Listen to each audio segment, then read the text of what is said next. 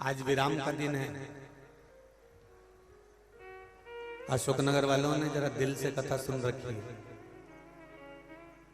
आपको कथा में पहले भी कहा, मेहमान जब आते हैं 2-4-8 दिन रुकते हैं, तब तक वो आपके घर के बच्चों को 50 रुपए 100 रुपए नहीं देते हैं। पर मेहमान जब घर से जाते हैं तब आपके छोटे बच्चों के हाथ में 50-100 रुपए 10 रुपए 20 रुपए पकड़ा कर जाते हैं। उसी तरह शिव महापुराण जब विराम लेती है जाती है तो मेरा देवाधिदेव महादेव भी आखिरी दिन कुछ न कुछ देकर ही जाता है, निश्चित है।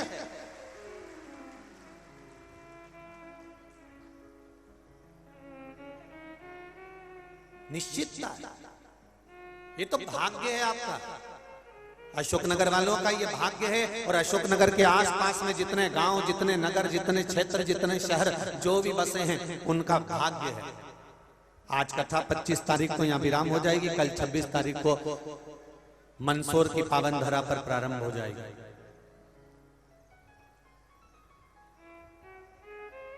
ये राजा राजेश्वर की भूमि थी अशोकनगर, वो पशुपतिनाथ की पावन भूमि है मंदसौर। ये अशोकनगर के आसपास के क्षेत्रवासियों को इसका लाभ मिल गया, वो मंदसौर के आसपास के क्षेत्रवासियों को उसका लाभ मिल जाए। और सबसे बड़ी बात तो ये है कि यहाँ तर्पण शिव महापुराण की कथा मिली तो वहां मंदोदरी शिव महापुराण की कथा मिली। उसका लाभ ये मिलेगा कि वहां शिव और शक्ति दोनों की कथा का आनंद प्राप्त होगा संसार में दोनों का।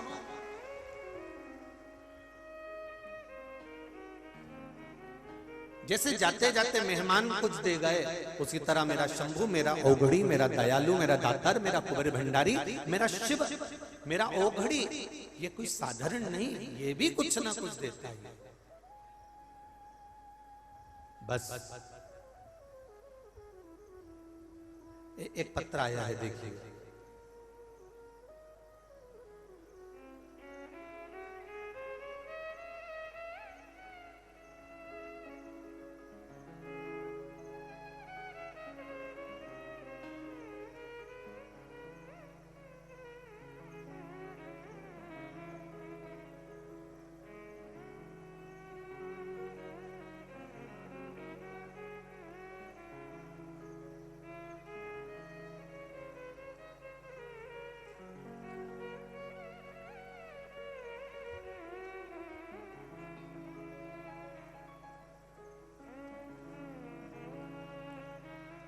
शंभु शरणे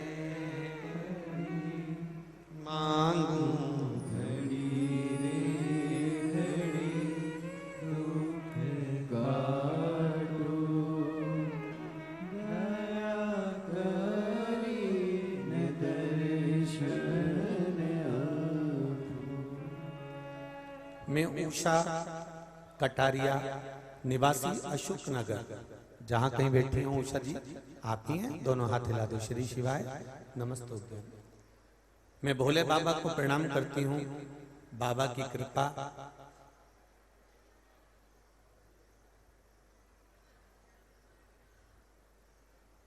मैं किराए के मकान का किराया भी 2013 को मेरे पति को हार्ट का बड़ा ऑपरेशन हुआ, इसी कारण मेरा मकान, दुकान सब थे, सब बिक गए।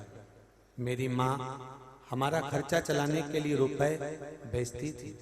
गुरुजी मैं बहुत ही दुखी थी। भोले कौन सी परीक्षा ले रहे हैं समझ नहीं पाई। 20 साल से जल तो मैं रोज ही चढ़ा रही थी, पर पता नहीं था कि जल चढ़ाने का नियम क्या था, पर कुछ ज्ञात नहीं था। कैसे जल चढ़ाया जाए, कैसे शिव को रिझाया जाए, समझ में नहीं आया। कभी मंदिर जाती, कभी नहीं जाती, कभी पहुंचती नहीं पहुंचती, बस चली जाती। गुरुजी एक दिन मंदिर में श्री शिवाय श्रीवास्तव भाभी जी मिली और उन्होंने बताया, गुरुजी सीहोर वालों की कथा सुना करो। आपकी कथा सुनकर ही सीखा है कि बेलपत्र, काली मिर्च का महत्व गुरुजी कैसे करना चाहिए।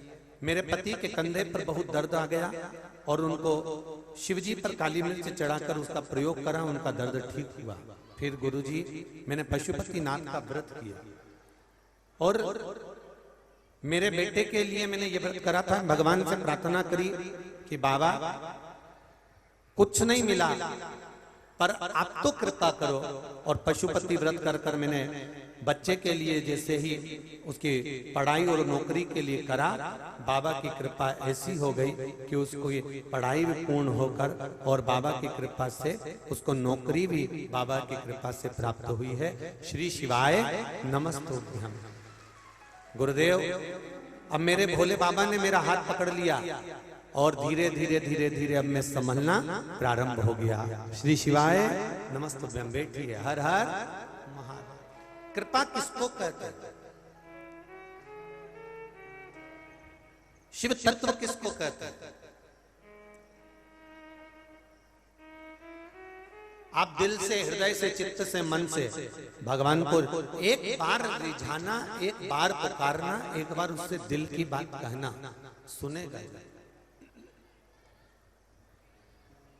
मैंने तेरे ही बंसी,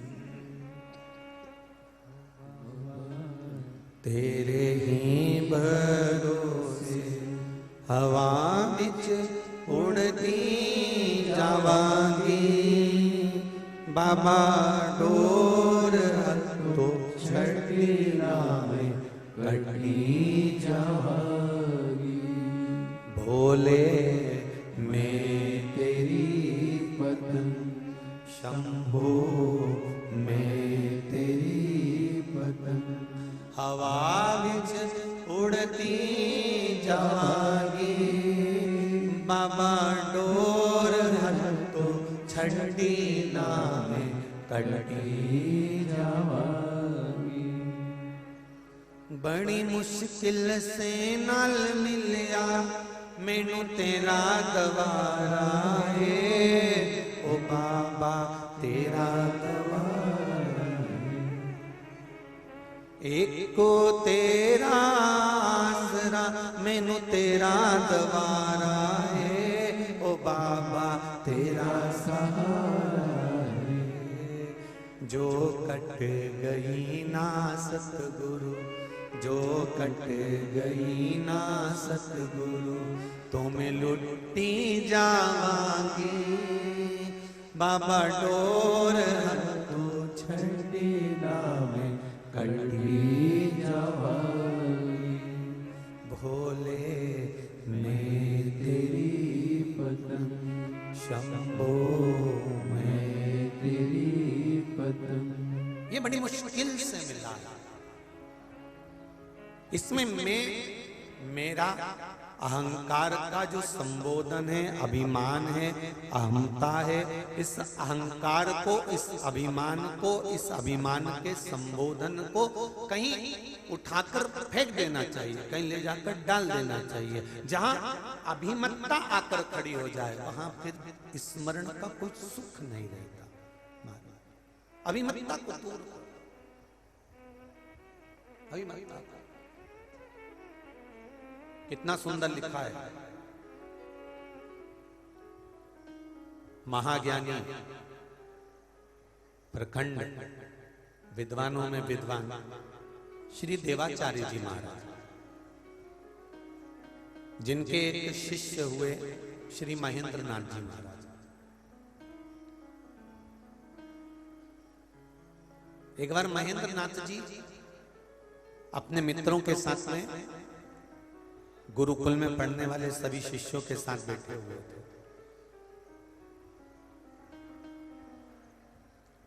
और जब महेंद्र नाथ जी बैठे हुए थे तो महेंद्र नाथ जी से किसी ने प्रश्न किया।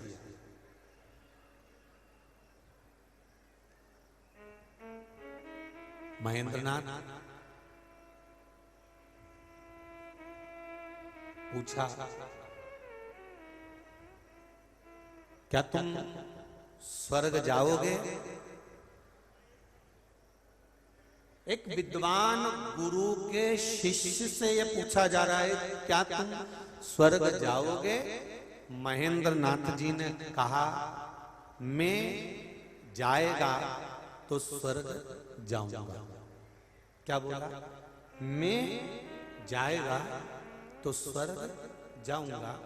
इतने में शिष्यों को थोड़ा सा गुस्सा आ गया। शिष्यों ने कहा बताओ कितना अहंकारी है, कितना अभिमानी है। हम पूछ रहे हैं महेंद्र नाथ क्या तुम स्वर्ग जाओगे, और महेंद्र नाथ कह रहे हैं कि मैं जाएगा तो स्वर्ग जाऊंगा। अब ये समझने वाले की विचार धारणा है। कहने वाला व्यक्ति कुछ भी कह देता है, ये समझने वाले के ऊपर है कि वो समझता क्या है। आपने तो अच्छा कहा, पर समझने वाला व्यक्ति, उसकी सोच, उसका विचार। दूध निकालने वाले ने दूध निकाल कर रख दिया, अब आपको उसको सोने के पात्र में रख रहे हो, चांदी के पात्र में रख रहे हो, तांबे के पात्र में रख रहे हो, कि मिट्टी के पात्र में रख रहे हो, कि किसी दोने में रख रहे हो, ये आपके ऊपर है। कथा कहने वाला, प्रवचन देने वाला, ज्ञान उपदेश देने रख देता है।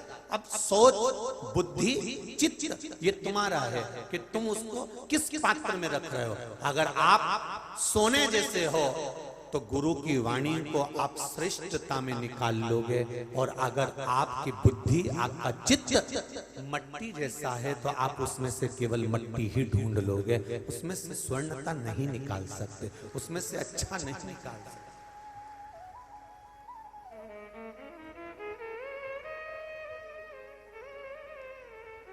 ये हमारी एक पत्नी ने पति से कहा, सुनो बाथरूम में कपड़े पड़े हैं, धो दोगे क्या? पत्नी ने पति से कहा बाथरूम में कपड़े पड़े हैं, धो दोगे क्या? और इतना कहने के बाद पति चुप हो गया। पत्नी ने थोड़ी देर बाद कहा धो दोगे तो ठीक है, नहीं तो मैं आके धो दूंगी। अगर धो दोगे तो ठीक है, नहीं तो मैं आकर धो दूंगी। अब पति की बुद्धि, फिर वही वाली बात आ गई कि स्वर्ण का पात्र है कि चांदी का पात्र है कि तांबे का पात्र है। पति समझ गया कि इसने कहा है कपड़े धो दोगे क्या, और धो दोगे तो ठीक है, नहीं तो मैं आकर धो दूंगी। पति उतने में समझ गया ये कपड़े धोने की बात नहीं कर रही है, बाद में मुझे धोने की बात कर रही है। स्वर्ण पात्र और मिट्टी पात्र में अंतर है। अब उसने क्या कहा था और इसने क्या समझा, ये उसके ऊपर। कहने वाला व्यक्ति ने कह दिया आप क्या समझ रहे हो, आपकी वृत्ति क्या है, आपकी सोच क्या है, आप क्या निकाल रहे हो उसमें से, आप क्या धारण कर रहे हो उसमें से, ये आपके ऊपर।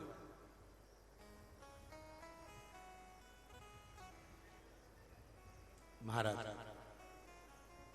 महेंद्र नाथ जी से पूछा क्या आप स्वर्ग जाओगे? तो महेंद्र नाथ परम ज्ञानी, परम विद्वान, वेदों के मर्मज्ञ, आनंद कराने वाले देवाचार्य जी महाराज के परम शिष्य महेंद्र नाथ जी ने कहा मैं जाएगा तो स्वर्ग जाऊंगा। ये बात शिष्यों को अच्छी नहीं लगी और समझे तो है नहीं, और गुरु जी के पास पहुंच गए। गुरुदेव गुरु जी बैठे हुए थे, स्मरण कर रहे थे। इन्होंने कहा महेंद्र नाथ को बहुत अहंकार आ गया, हमने एक प्रश्न करा था गुरु जी क्या तुम स्वर्ग जाओगे? तो महेंद्र नाथ ने कहा मैं जाएगा तो स्वर्ग जाऊंगा। अब बताओ ये कोई फालतू की बात नहीं होती। इतने में गुरु जी ने कहा ठीक है बुलाओ महेंद्र नाथ को। गुरु जी ने महेंद्र नाथ को बुलाया। ध्यान देना जरा, जितने लोग आस्था पर सुन रहे हैं और जितने लोग फेसबुक यूट्यूब पर सुन रहे हैं और जितने इस अशोक नगर की मंडी प्रांगण में सुन रहे हैं, वो बुलाया महेंद्र नाथ को बुलाया। महेंद्र आपसे प्रश्न किया गया था क्या आप स्वर्ग जाओगे? तो आपने क्या जवाब दिया? महेंद्र नाथ कहते हैं गुरुदेव मैं जाएगा तो स्वर्ग जाऊंगा। इतना सा मैंने बोला है गुरुदेव, इसके सिवाय मैंने कुछ नहीं बोला। अब मेरे शब्द को ये गलत विचार में ले जाए, चाहे मेरे शब्द को अच्छी जगह पर ले जाए। गंगा जी का जल गंगोत्री से बहता बहता हरिद्वार आ गया, हरिद्वार से बहते बहते काशी चले गया, काशी से बहते बहते कलकत्ता चले गया, कलकत्ता गंगा सागर में पहुंच गया। गंगा सागर तक के बीच में गंगा के जल से कोई ने उठाकर आचमन करा, कोई ने शरीर धोया, कोई ने मल धोया, किसी ने कपड़ा धोया, किसी ने चमड़ा धोया, किसी ने बर्तन धोए, और किसी ने पुण्य आनंद पाया और किसी ने पाप धोया। गंगा ने विचार करा कि मेरे जल से क्या कर रहे हो? गंगा का काम था बहना, वो बहती चली जा रही है। अब उसमें कोई चमड़ा धोए, आचमन करे, चाहे संध्या करे, चाहे स्नान करे, चाहे बर्तन धोए, चाहे मल धोए, चाहे पाप करे, चाहे पुण्य करे, गंगा अपनी अविरलता में बह रही है। अब समझने वाले को चाहिए कि ये गंगा का जल है, इसमें से हमें पुण्य लेना है, इसमें पुण्य कमाना है, इसमें पाप नहीं करना है, इसका जल आचमन करना है। ये गंगा का जल है, इसमें दीप विसर्जन करना है। ये गंगा का जल है, इसका स्मरण करना है। ये गंगा का जल है, हमें मंत्र जाप करना है। जो अच्छा व्यक्ति होगा वो गंगा के जल को देखकर हाथ जोड़ लेगा, पुण्य कमाने का प्रयास करेगा। और जो पापी होगा उसने विचार करा मुझे सोच कर्म के लिए जाना है, इसी जल से मैं सोच कर्म कर लेता हूँ, इसमें अपने पाप धो देता हूँ, इसमें वस्त्र धो देता हूँ, इसमें ये कर देता हूँ, इसमें थूक देता हूँ, इसमें कुल्ला कर देता हूँ। एक व्यक्ति पाप कर्म करने वाला, गंगा तो अविरल बह रही है, उसमें से अच्छे व्यक्ति ने पुण्य कमाया है और पापी व्यक्ति ने पाप कमाया है। उसी तरह शिव महापुराण की कथा तो गंगा जैसी अविरल बह रही है। जो अच्छा निकाल सकते हो तो निकाल लो, नहीं तो बुरा निकालने वाले तो ढेर पड़े, बुरा निकालने वाले ढेर पड़े हैं। वो 24 घंटे बैठकर कथा के सामने केवल बुराइयां ढूंढेंगे, पर जो अच्छा निकालने वाला है वो जिंदगी में अच्छा निकाल लेगा। महेंद्रनाथ तुम स्वर्ग जाओगे? महेंद्रनाथ ने कहा गुरुजी मैंने सुना और मैंने ये कहा है कि मैं जाएगा तो स्वर्ग जाऊंगा, तो इसका मतलब क्या है महेंद्रनाथ? तब गुरुजी के सामने महेंद्रनाथ ने कहा गुरुदेव मैं जाएगा। स्वर्ग व्यक्ति तब जाता है जब उसका मैं मतलब अहंकार, मैं मतलब अहंकार। स्वर्ग व्यक्ति जब जाता है जब उसका मैं अहंकार निकल जाता है, और अहंकार निकला, तुम्हारा मन नहीं भी है ना तो भी तुम्हें स्वर्ग भेज दिया जाता है। मैं जाएगा तो स्वर्ग जाएगा। अभिमान, ये अहंकार, ये आसक्ति, ये तृष्णा, ये लोभ, ये वासनाएं, ये हमें नहीं जाने दे सकती स्वर्ग।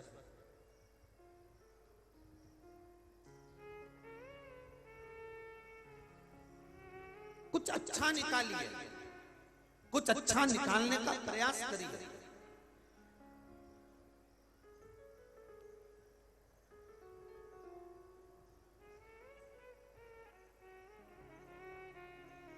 कितना सुंदर दर्शन अशोक नगर का होता है साहब।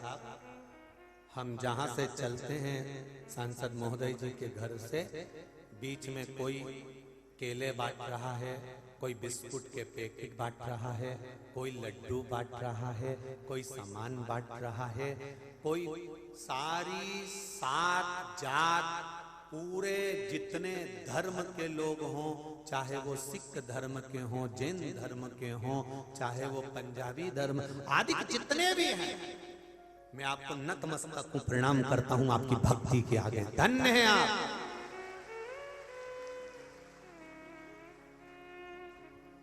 एकता का सूचक दिया है अशोक नगर की भूमि पर।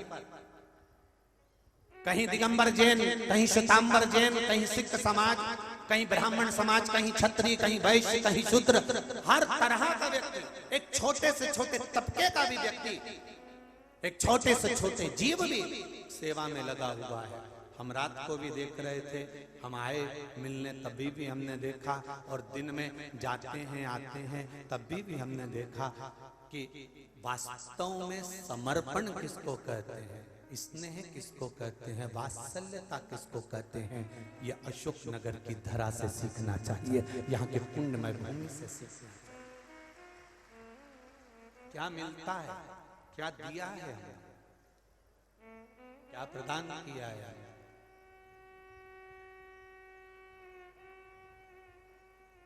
बहुत, और यहाँ के आदरणीय कलेक्टर महोदय, आदरणीय एसपी महोदय को भी मैं धन्यवाद दूंगा, एसडीएम को भी, कि क्या पुलिस प्रशासन की व्यवस्था और क्या चिकित्सा विभाग की व्यवस्था, मेडिकल की क्या दी है, उसके लिए आपको बहुत बहुत धन्यवाद है साहब। बहुत बहुत संभाला है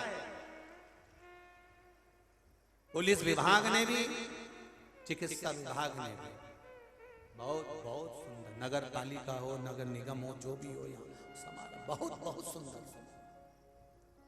धन्यवाद।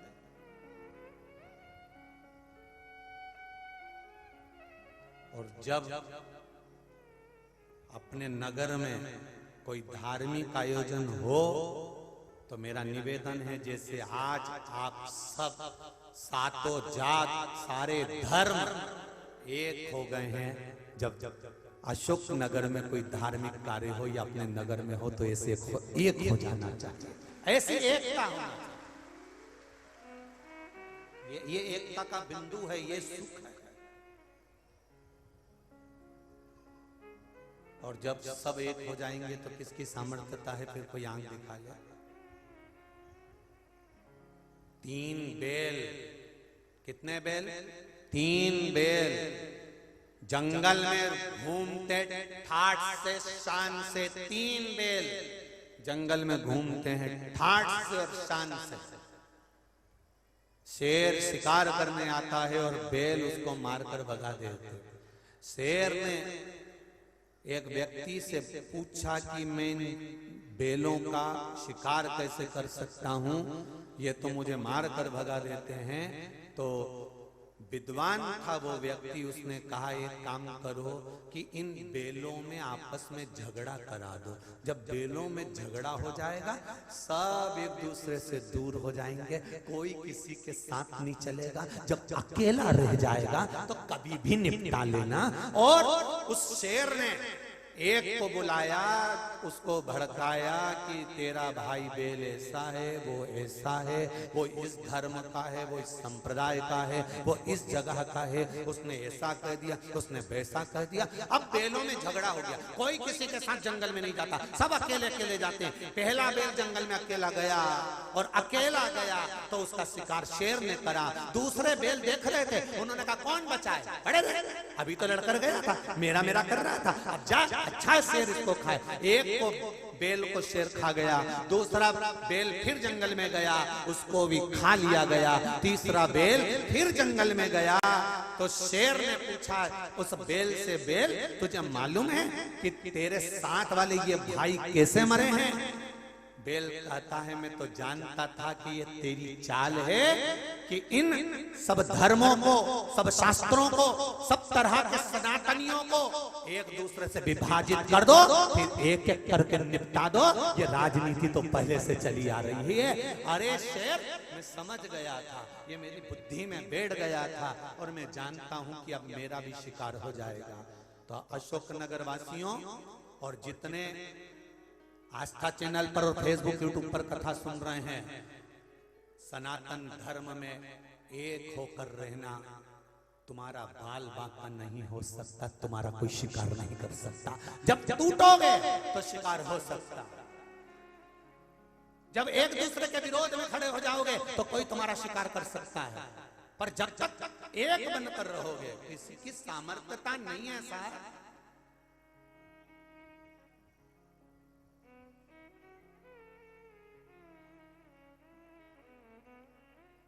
हमारा भारत, ये हिंदुस्तान, ये भारत की धरा, ये वसुंधरा, यहाँ तो पुरानी पुरानी माताएं बाजार से सामान भी लेकर आती थी तो 1 या 2 नहीं लाती थी, पूरा की पूरा 6 लाती थी।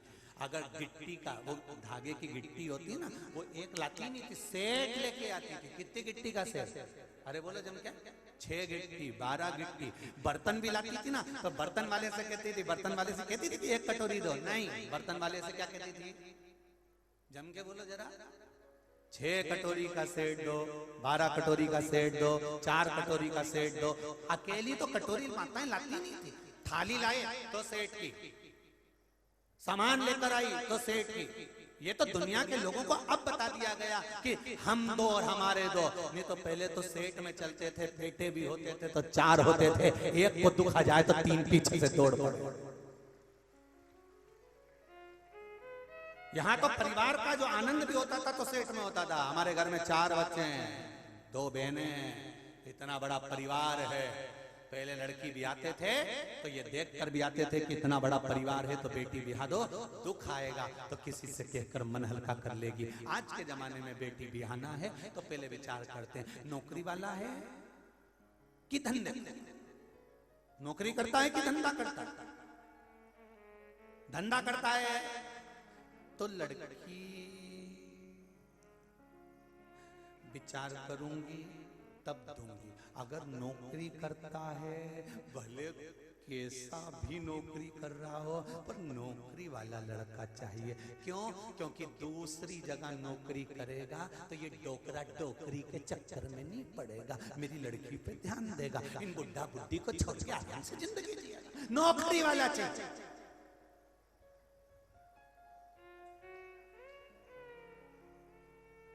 और नौकरी वाला भी ज्यादा बड़ा परिवार नहीं चाहिए। सास ससुर हो, सास नहीं हो तो बहुत अच्छी बात है, सबसे ज्यादा दिक्कत तो इनसे ही है। पर ये नहीं समझते कि घर की एक नारी, घर की एक माँ, घर की एक स्त्री, घर की एक बहन, घर की एक बेटी अगर घर में है तो उस घर में लक्ष्मी कहां से आती है ये मालूम नहीं पड़ पाता। जब तक माँ है, जब तक बेटी है, जब तक बहन है, जब तक बुआ है, उस घर में बरकत कहां से होती है ये मालूम नहीं पड़ पाता। नारी जिस घर में, स्त्री जिस घर में है,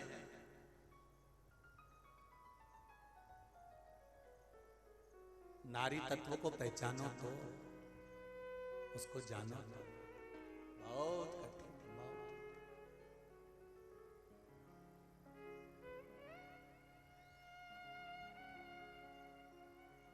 महेंद्रनाथ क्या कहना चाहते हैं? महेंद्रनाथ जी कहते हैं मैं जाएगा तो स्वर्ग जाऊंगा। अहंकार व्यक्ति का जब जाता है तब उसको स्वर्ग नहीं भी जाना होता है तो वो स्वर्ग चले जाता है। अहंकार में 3 गए, धन, वैभव और वंश, ना मानो तो देख लो रावण, कौरव और कंस। ये तीनों अहंकार में चले गए, इनका भी मान जाएगा तो ये परमात्मा तक पहुंच। इनको जाने में दिक्कत नहीं है।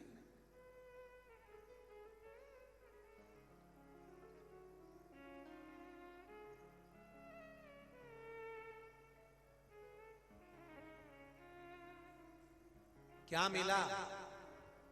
कोई आपसे कहे शिव महापुराण की कथा में गई थी, 7 दिन कथा सुनी, पंडाल में 7 दिन तक पड़े रहे।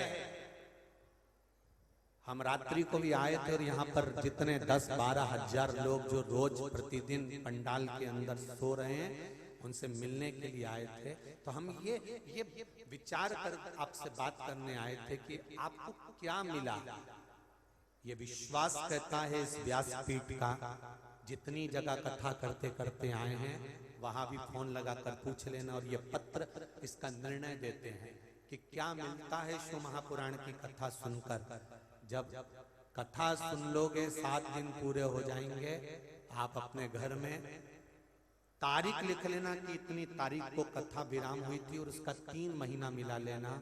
कुछ ना कुछ मेरा देव अधिदेव महादेव आपके यहाँ कर ही देता है, ये निश्चित है।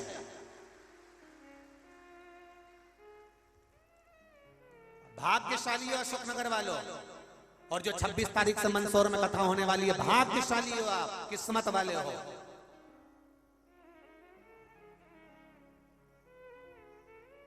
लाखों लाखों लोग कल जितने पंडाल थे कहीं जगह नहीं, और आज भी पूरे पूरे पंडाल गाड़ियों की छतों पर लोग बैठे हैं, कहीं तानों पर चढ़ चढ़कर, सीलिंगों के पास में लोग चढ़कर बैठे हुए हैं। कहाँ जगह? कितना विश्वास होगा आपका, कितना भरोसा होगा आपका? ना तो यहाँ पर आपको कोई प्रसाद बांटा जाता है, ना आपको कोई पैसा देकर बुलाता है, केवल एक चीज के बल पर आप यहाँ आते हो, और वो है शंकर जी के प्रति आपका विश्वास, उसके सिवा कुछ।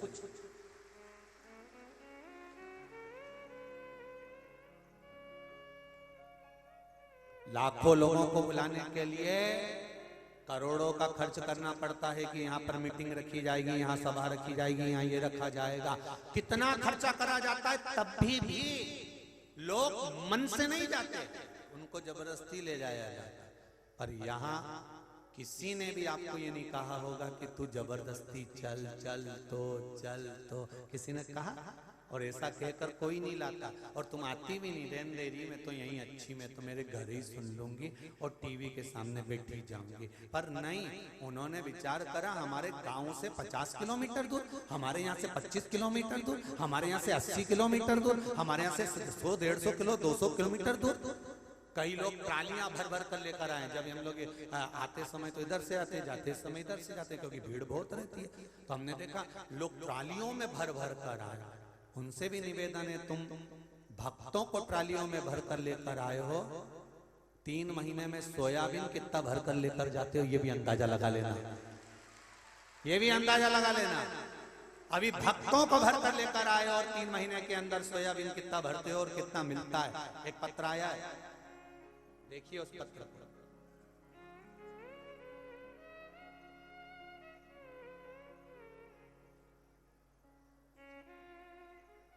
पत्र भी जोरदार, इतना बड़ा है। अवधेश प्रीति राजपूत, अथाई खेड़ा, जिला अशोकनगर से हैं। कहीं बैठी हो तो हाथ हिलाइएगा, जहां कहीं भी बैठी हो हाथ हिलाइएगा। दिख गई क्या? जहां भी बैठी हो, अवधेश प्रीति राजपूत, अथाई खेड़ा, अशोकनगर। 3 साल से कथा सुन रही हूं, जल का क्या महत्व है जान गई। 1 लोटा जल से क्या मिल सकता है ये मैंने पहचाना। काली मिर्च चढ़ाने से, चावल का दाना चढ़ाने से, मूंग चढ़ाने से, बेलपत्र चढ़ाने से क्या मिलता है मैं जानती। गुरुदेव परीक्षा में उत्तीर्णता के लिए मैंने जब भोपाल, यहां लिखा है, अपने बेटे को मैंने जब भोपाल भेजा तब उसे काली मिर्ची का उपयोग कराकर भेजा और भोले बाबा पर जल चढ़ाने को कहा। वह उसी उपाय को करके गया, तब उस परीक्षा में उत्तीर्ण हो गया और उसे भोपाल के कॉलेज में एडमिशन मिल गया। आज वो BHMS कर रहा है और उसकी 2री साल की पढ़ाई चल रही है। 8 अगस्त 2021 में जब आपने अष्टमी की पूजा बताई, तब हमारे यहाँ अथाई खेड़ा में इतना जल बरसा कि चारों तरफ जल की जल। तब मैंने इसी पूजा को करने की सोची, तो उसी दिन हमारे घर में भी पानी भर गया था। फिर हमें सारे दिन बाहर खड़े रहे और हमारी जो धनिया थी, धनिया लगाई होगी, वो धनिया रखी थी, वो सारी की सारी धनिया खराब हो गई। मन में आया कि गुरुजी ने तो उपाय बताया था और मालूम पड़े इतना पानी गिरा, पूरी धनिया 50 कुंटल धनिया खराब हो गई। गुरुदेव हम बड़े दुखी हुए। धनिया हमने सुखाया और सुखाकर मार्केट लेकर गए, तो ये मन में था कि इस धनिये की कीमत नहीं मिलेगी। पर गुरुदेव जब धनिये को मार्केट में लेकर गए और धनिये को मार्केट में रखा, जो अच्छे धनिये की कीमत नहीं मिल पाई, वो खराब धनिये की कीमत 3 गुनी प्राप्त हुई। ये शिव है। थोड़ी परीक्षा जरूर लेता है, थोड़ी बहुत परीक्षा लेने में पीछे नहीं हटता, और परीक्षा लेता है तो लोगों को लगता है अरे मेरा ये काम नहीं हुआ, मैंने ये करा था, ये हुआ नहीं। दुखी हो जाता है, मन अंदर से टूट जाता है। पर शिव महापुराण की कथा कर रही है, अगर शंकर पर विश्वास है और एक लोटा जल अगर शिव जी को चढ़ाया है, एक बेलपत्र शंकर भगवान को समर्पित करी है, एक चावल का दाना अगर आपने शंकर जी को चढ़ाया है, शिव जी को एक बार मुख से श्री शिवाय नमस्तुभ्यम बोला है तो भले थोड़ी परीक्षा लेगा और टूट जाओगे, पर ये निश्चित है तुम्हें बिखरने नहीं देगा, वापिस झोली भरकर आगे बढ़ा देगा। वो शिव है, वो शंकर है, औघड़ी है।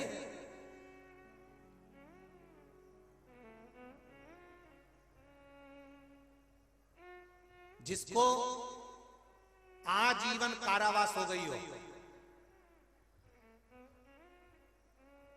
क्या वो रिहा हो सकता है?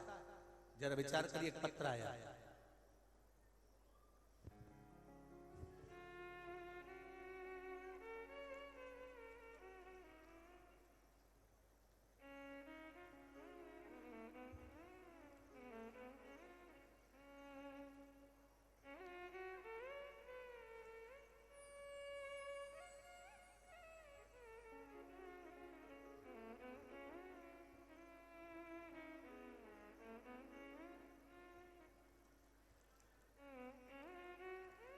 मेरा नाम धनबाई कुशवाहा है, मैं जिला गुना मध्य प्रदेश की रहने वाली हूँ। कहीं बैठी हूँ तो हाथ हिलाई लाई।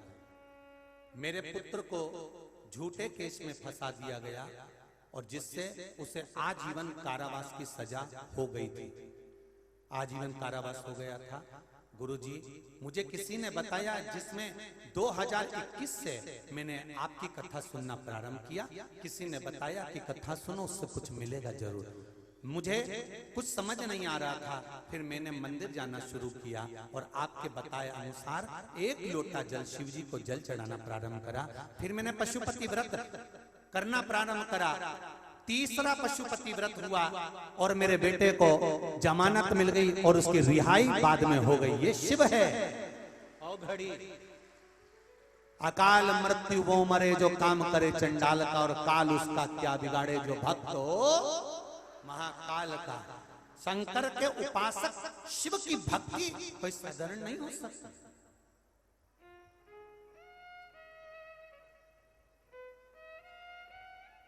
बहुत कठिनता से मिलती है मेरे देव अधिदेव महादेव की भक्ति। आज पूरा विश्व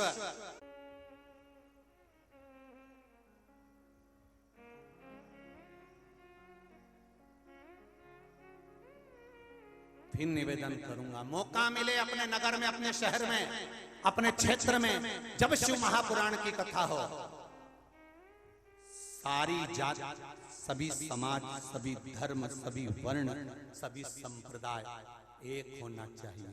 निंदा नहीं, बुराई नहीं, हमारे शिव की ओर अग्रसर होकर सनातन धर्म की पहला सम्मुख मिलाकर छोड़ना चाहिए। एक होकर जीवन का वो आनंद कहीं नहीं मिल सकता।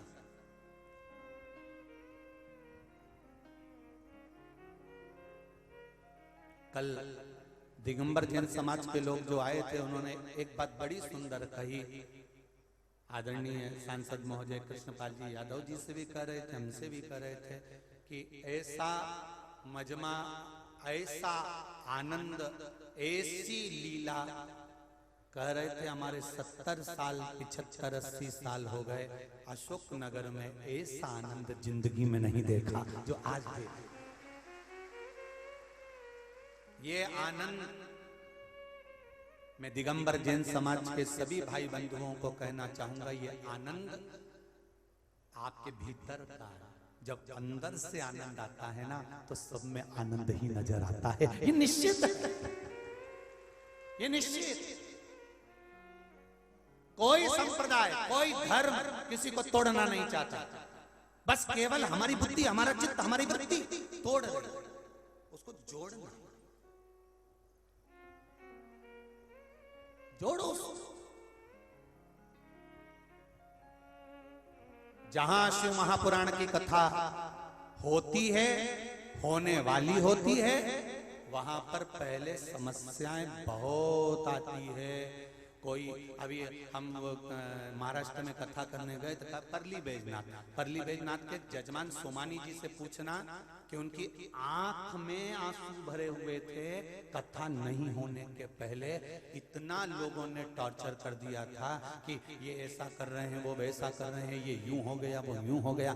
उसके बाद में कथा हुई हिंगोली में, मंडी प्रागण्य में। हिंगोली के अग्रवाल जी से पूछना, उनकी आंखों में जल भरा हुआ था। गुरुजी कथा के पहले इतना डिप्रेशन हो गया, इतना टेंशन हो गया। खरगोन पे पूछिए, अभी सालासर जी में कथी थी, दिल्ली के जजमान ने कथा कराई जैन परिवार में, उनसे फोन लगाकर पूछिए कितना डिप्रेशन, कितनी चिंता, कितना टेंशन।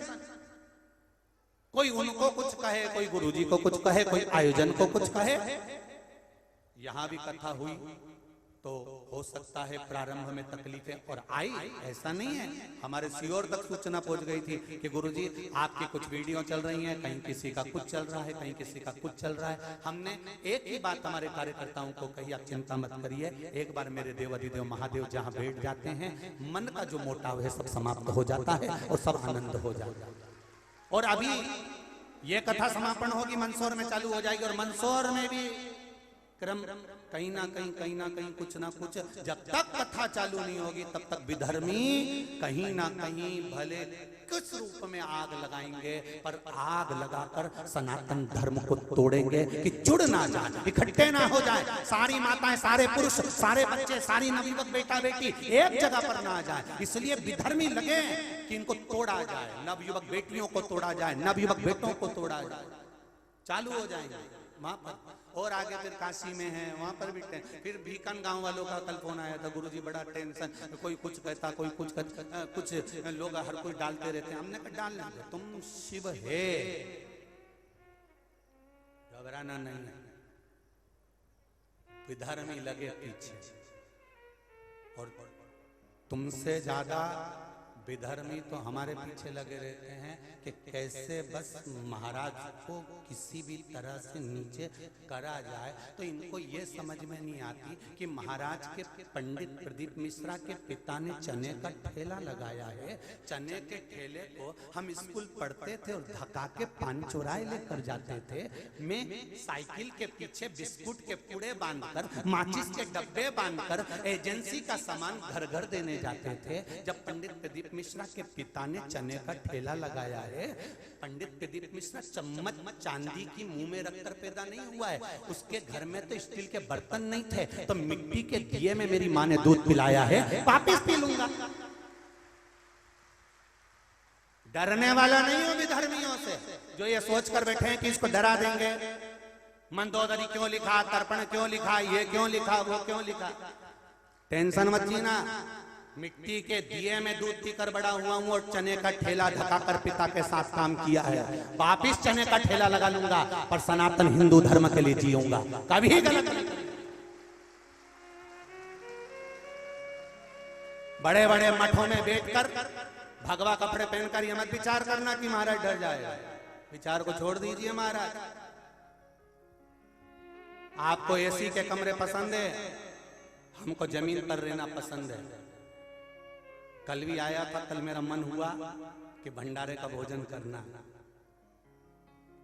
एक मेरे पंजाबी भाई सरदार भाई खड़े हुए थे, भोजन प्रसाद लंगर का दे रहे थे। तो भी सब कह रहे थे चलो भीड़ ज्यादा, भीड़ ज्यादा। पर आदत पड़ी है ना, हम तो बचपन में भी क्योंकि नहीं था तो भंडारे का इंतजार करते थे। हमारे सीहोर में गुरुद्वारा था तो वह लंगर खाने चले जाते थे। उसमें क्या दिक्कत है? संपूर्ण सनातन धर्म एक है, संपूर्ण। वहां भोजन करने चले जाते थे, नहीं माना, सब गाड़ी में बिठाने लगे, फिर भी नहीं माना तो चले गए अंदर। हमारे ये सरदार भाई थे, उनसे हमने थोड़ा सा चावल दाल मांगा, खाते खाते गाड़ी में बैठ गए। ये आनंद कहाँ मिलेगा साहब, कहाँ मिलेगा? तुम चांदी की थाली कहाँ में खाना खाना पसंद करते हो, हम मिट्टी के अंदर बैठ कर भी दाना निकाल कर खा लेते हैं। उस भोजन को करना पसंद करते। सनातन धर्म टूटने नहीं दूंगा, बड़ी मुश्किल से इन सनातनियों को एक करा है, शिव मंदिर में लाकर छोड़ा है। इनको विभाजित मत करो, चाहे बेटे हो चाहे बेटियां हो। दूसरे के कहने पर सनातन धर्म को मत तोड़ो, इसको जोड़ो। बड़ा मुश्किल है, बड़ा मुश्किल।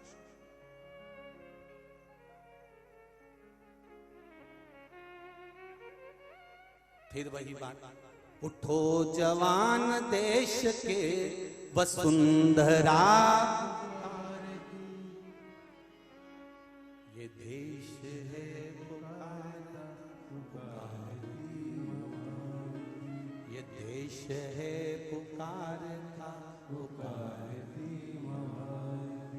उठो जवान देश के वसुंधरा पुकारती, उठो जवान देश के वसुंधरा पुकारती, ये देश है पुकारता पुकारती माँ भारती, ये देश है पुकारता पुकारती माँ भारती। जिस कथा को आप सुनो उसमें से अच्छा निकालने का प्रयास करो, कथा में से गलतियां छांटना छोड़ो, विचार करना छोड़ दीजिए।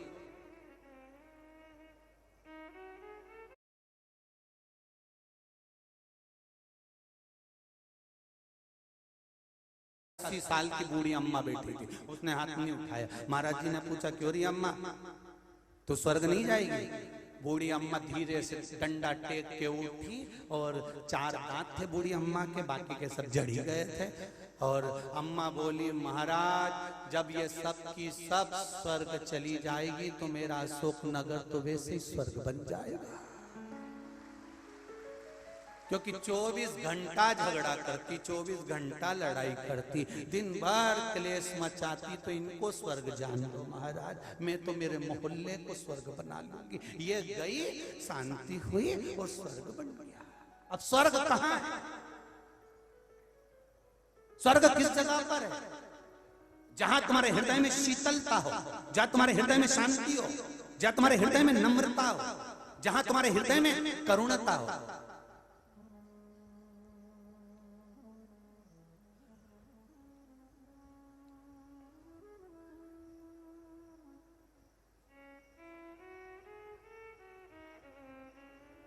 तुम्हारे भीतर की नम्रता, तुम्हारे भीतर का आनंद, तुम्हारे भीतर का सुख तुम्हें परमात्मा के आनंद में लाकर छोड़ देता है।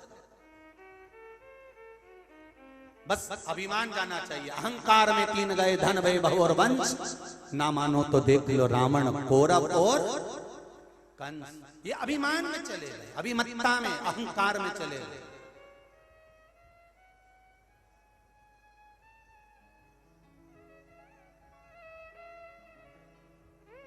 जिसने जिंदगी में झुकना सीख लिया उसका अभिमान अपने आप समाप्त हो जाए।